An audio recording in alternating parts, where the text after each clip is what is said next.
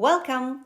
Let's start this tutorial using vintage materials. Even though not all of them are truly vintage because we also have alcohol-based colors and HD blood, but we'll talk about that shortly.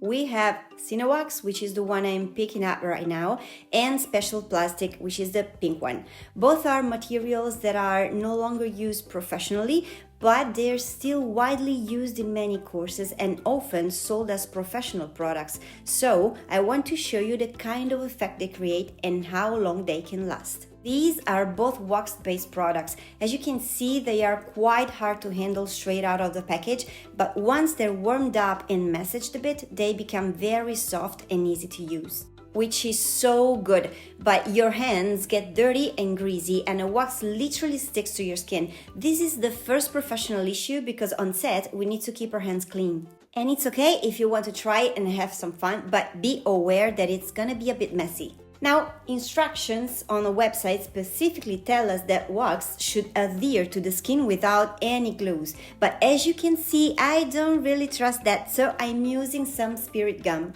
The yellow classic cheap one, another very common tool. I am using a brush that comes in a bottle only because this is an old product I randomly found and won't be using again in the future. If you plan to use it more than once, make sure you pick a separate brush and pour the amount you need into a small cup.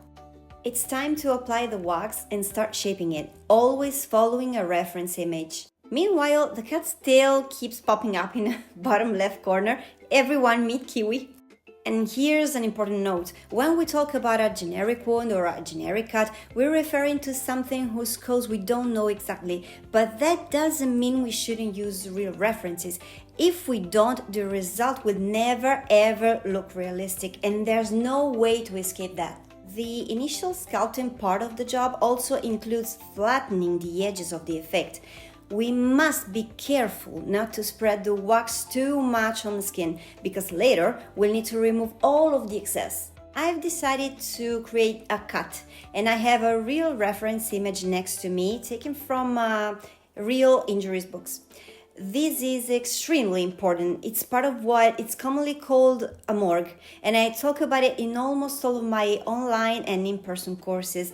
Building your own morgue, which is a reference library, is essential if you want to work correctly and in a realistic way. You know, especially when we're approaching special effects makeup, we think we remember an injury we see and believe we don't need any reference to build our effects. No worries, time will teach us how wrong this way of thinking is. As you can see, I'm now removing the excess wax on the sides. There's no extra on the right or on the left now. I've also created the inner shape of the wound and now I'm moving on to the sealer. A sealer, as the name suggests, seals the surface. But since I use both spirit gum and sealer, here's my second note on why these products are not ideal for professional, long-lasting results. So why not use just one product instead of two, like Prozaid, instead of spirit gum as a base and instead of a sealer as a top coat, which may work also as a color grip? This might seem like a silly question for people who are used to basic SFX makeup products, but it's actually a very important one. Using only Prozaid saves you money, one product instead of two, makes your kit lighter and easier to carry in case you had to, and helps you build a multitasking kit. As I always say in all of my online courses, Prozaid is what I call a jolly product, a real multitasker. It can be used for many different effects, even mixed with other products, so it's a win on every level. And now let's talk about coloring, starting with alcohol-activated paints. I often hear people say they are alcohol-based paints, but no, they're not.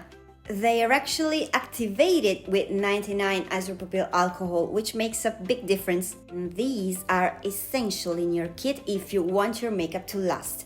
They resist sweat, water, long hours of wear, and even friction.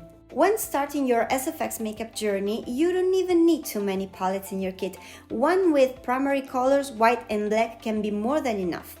This choice will save you money and let you practice with color theory, which is so important to bring your makeup looks to life, just like a pro. And while I'm pouring HD Blood Light in color from the bottle and applying it inside the cut, I want to show you a small but still important detail. I intentionally colored the two sides of the wound differently. On the right side, the skin tone is closer to the natural skin color, to my natural skin color. On the left, it's not. I did this to highlight a common mistake. When this kind of mistakes occurs, people tend to add a lot of blood to hide everything. And that's exactly what I'm about to show you, what you should do and shouldn't do to keep it real. You saw that on the right side I removed some blood because it was too messy. On wax and sealer, this type of blood tends to slide around, so I added a bit of translucent powder to mattify and absorb it. The situation improves slightly, but powder and sealer still don't work perfectly together. We wouldn't have this issue with Prosade. And here's my third note. Choosing and combining products based on the final effect you want is essential. And now it's time to add more blood to cover the mistake. Remember the mistake on the left side? What many people do, even in courses, is spread the blood everywhere to hide the edges and color mistakes and then maybe remove the excess of blood. And let me tell you, this is a double mistake. One, what you see in the end isn't realistic at all.